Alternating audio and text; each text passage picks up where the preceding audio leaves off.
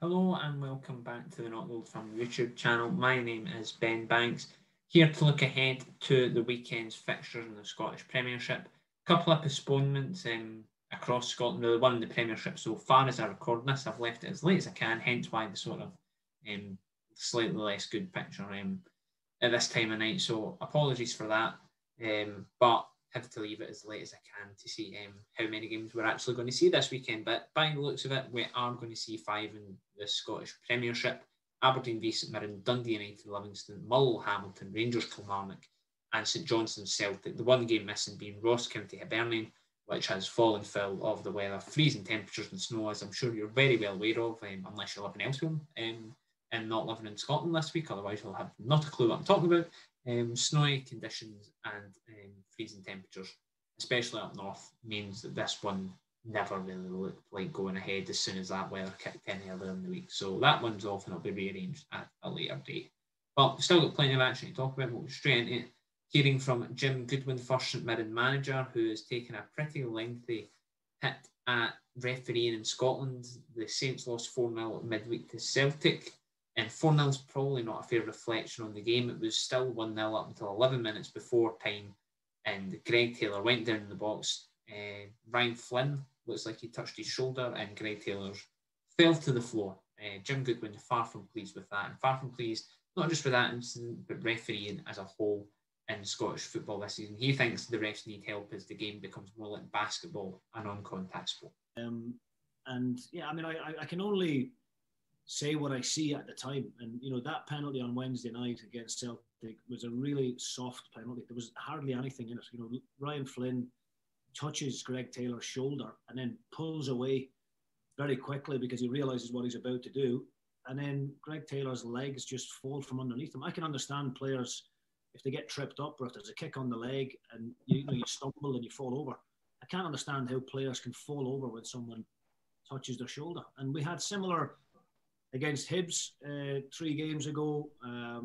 It seems to be certain individuals who are very good at it and very clever. And, not every little bit of contact in the penalty area is a penalty. And if if the referees can't get these big decisions right, then we probably do need to look at VAR because, quite simply, they need some assistance. I watched, Hibs got another penalty against Aberdeen a couple of games ago. Again, same player involved, Murphy, but it was just minimal contact. And unfortunately, that's the way the game's going right now. I watch it all the time. It's not just up here in Scotland. I watch it down in England. The benefit of the English Premier League is that they have VAR. But, I really think the game is taking a turn for the worse, to be honest with you. If we're going to start giving penalties for the slightest of touch and the slightest of contact in the box. We have had, I'm not sitting here, we had a penalty awarded to us against Motherwell and it was a soft penalty. But I would rather not get any penalties for, soft penalties.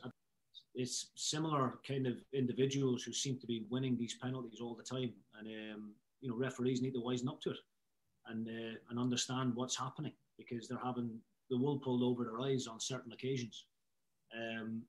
I think we just need to start naming and shaming. It's as simple as that. And I think the compliance officer needs to get involved more. And I think,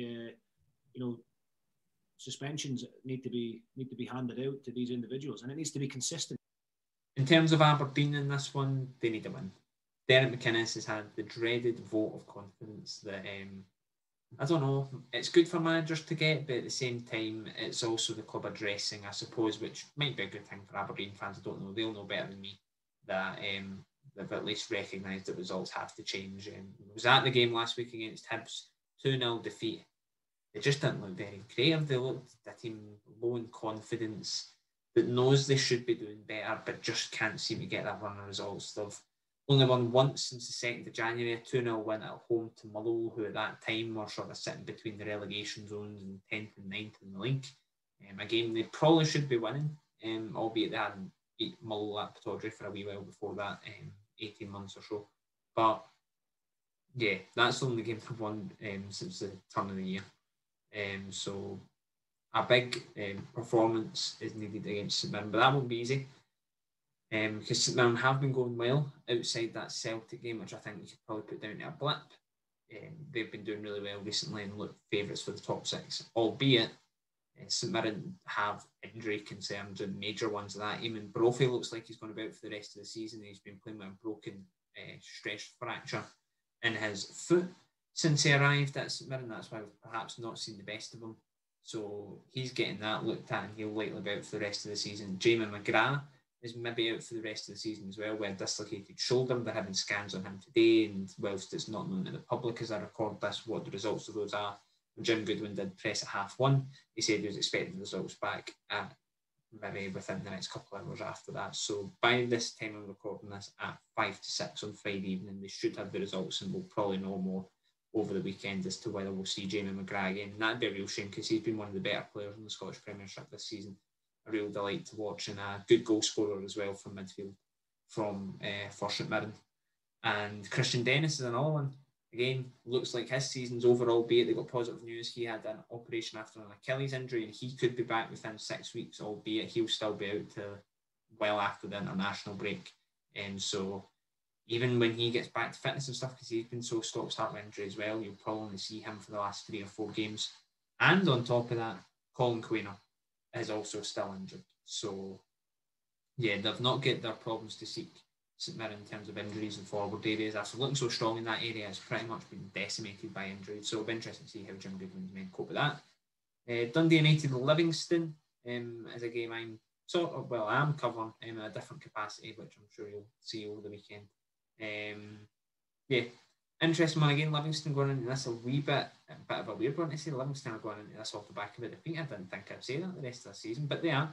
Their unbeaten run came to an end last weekend against St Johnstone. They'll be looking to put that right against a Dundee United team that got a much needed victory over Ross County last weekend. They really needed this.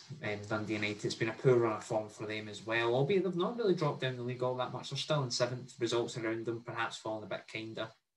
So they're still in a fairly decent position. They're only 1 point outside the top 6, and given that it's a home match this week, you'd like to think they'd perhaps get as much of a chance of St Mirren beating Aberdeen at Pittodrie, but this will be a difficult game. Livingston have only lost this one game under Davy Martindale, and that doesn't mean that they're a bad team all of a sudden. You'd probably still put Livingston down as favourites for this given form in recent times, but it's still be a great result for them if they've got this. If you look at club size, Livingston shouldn't really have that type when they're playing Dundee United, but they do. So that's just the way Scottish football seems to go in the minute. Mull v Accies, we heard from Mull assistant manager Chris Lucketti ahead of the massive Lanarkshire derby. He enjoyed the battles he had at Preston in these sort of matches when they take on Burnley, and he's hoping the Lanarkshire equivalent lives up to the similar standard. It is. I'd be lying if I said it wasn't. But we are more interested in game by game, picking up performances, picking up results, which we've been doing of late. Loving it. We're really impressed with certainly with everything at our club, with the players and the team and how it's functioning. I'm impressed with the opponents and the level of the opposition. So, been really impressed. We spoke about it. I watched a lot of Scottish football from down the road anyway, and everything that I thought has been. I think every game can be quite difficult.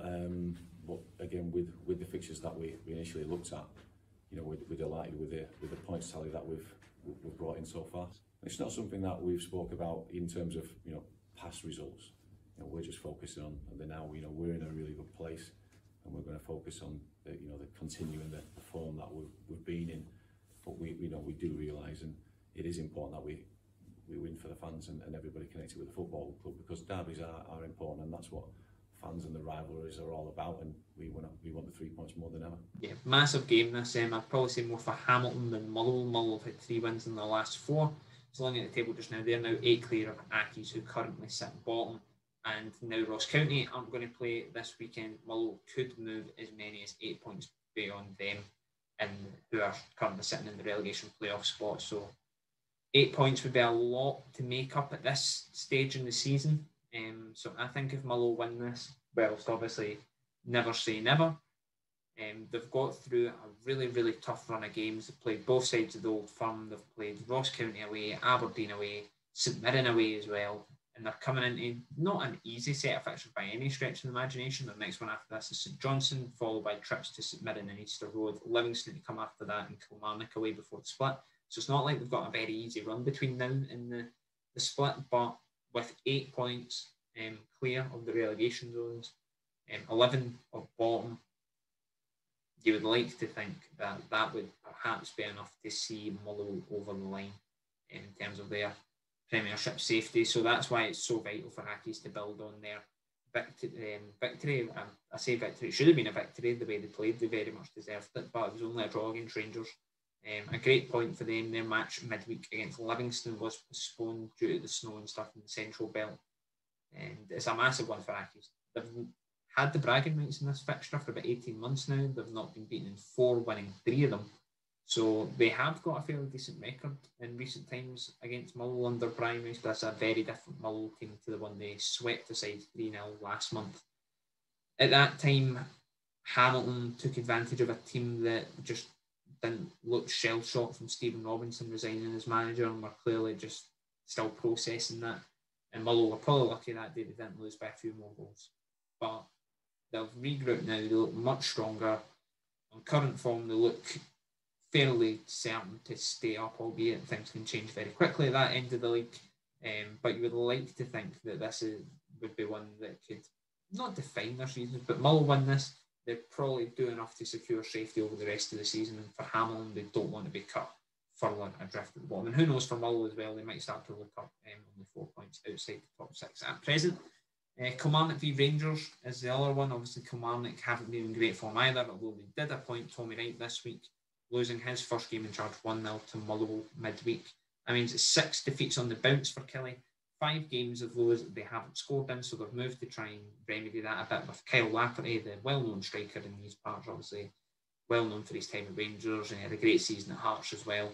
And they spent a lot of time down south with Burnley, spent a good spell at Norwich City, and he's also had multiple spells abroad with Turkey, Switzerland, Norway, and a couple of spells in Italy, most recently with Regina and Serie B. He was meant to go to Sepsi, I think, in Romania, but he's decided to link up with his fellow countrymen at Rugby Park to try and fire them up the league into Premiership safety. Solid signing. If you give Kyle Lafferty service, he'll likely score goals at this division. He's proved that multiple times in the past, albeit the last spell he had at Rangers wasn't exactly prolific. But if he can recapture the form he had at Hearts, and probably more to an extent the form he had at Rangers first time round, then this could be a very shrewd signing. Short term for Killie. Personally, I think Killie's squad has got a lot of aging players in it. I think they probably do. Tommy Wright will probably have a bit of a rebuild there in the summer with so many players out of contract as well. So yeah, it's just safety now. Kilmarnock just want to stay safe and stay clear of those relegation zones between now and May. So they'll be looking to do that, especially on a weekend where Ross County, who are below them in the table, they're quickly could be gaining games on them. At least they'd have a game in hand on them over this weekend, but it's going to be a really tough ask to make it, to try and avoid 7 defeats on the spin when they take on a Rangers side who, well, they drew with Hamilton last week, have been absolutely rampant this season and look certain for the Premiership crown unless something completely and utterly bonkers happens. And Tommy Wright, I think, was pleased with his first outing as Kilmarnock manager, and we heard from him shortly after the 1-0 defeat. Yeah, most definitely. I think we bossed the possession, we worked on things and getting the ball in the wide areas, creating overloads in the wide areas, getting balls in the box. We did all that, numerous attempts and goal, but the quality of the attempts probably didn't trouble the goalkeeper enough.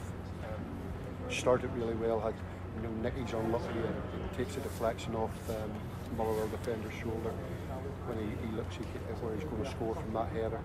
Thought we may have had a penalty on Burke, but ultimately we've just been caught, as so often happens when you're in a run we're in, that with a quick throw, we sort of lost our shape a wee bit, because at no stage of the game did Motherwell cause us a problem from open play, but they have won the game, and Graham will be the more happier manager than me, because his side of defend it well. The 2 centre halves probably won every ball that we put in their box tonight. Yeah, most certainly I'm encouraged. I've encouraged us to come in with the quality that's in the squad, and we'll work with them. We know the areas that we've got to improve on, and we've just got to persevere and work hard at that. Ross County Hibs was postponed on the Saturday, so we move on to the Sunday. So Johnson v Celtic.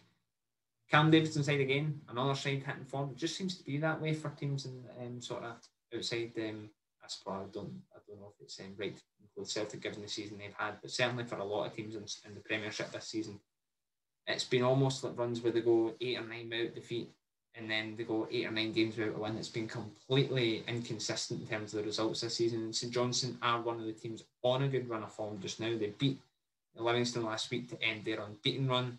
They've only been beaten once since the end of December, and that was away to Rangers. So not bad going for them, and it's sort of dragged them away from the bottom of the league a bit.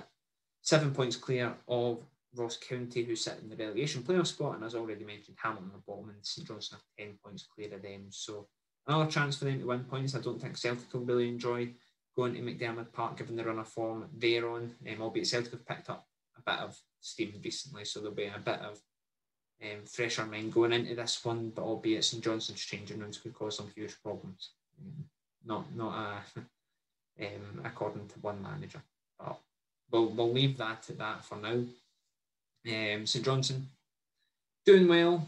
The last game that was played at McDiarmid Park was really tight. Celtic had to wait until the final moments of the match to sort of win that, so I would expect a similar game. I don't exactly expect goals galore, but St Johnstone will fancy their chances in this, I think. They've been going well, and even though Celtic have picked up form, as it's already been shown this season, they have it in them to be fragile, and usually when there's been a good few results for them, another negative one isn't far away.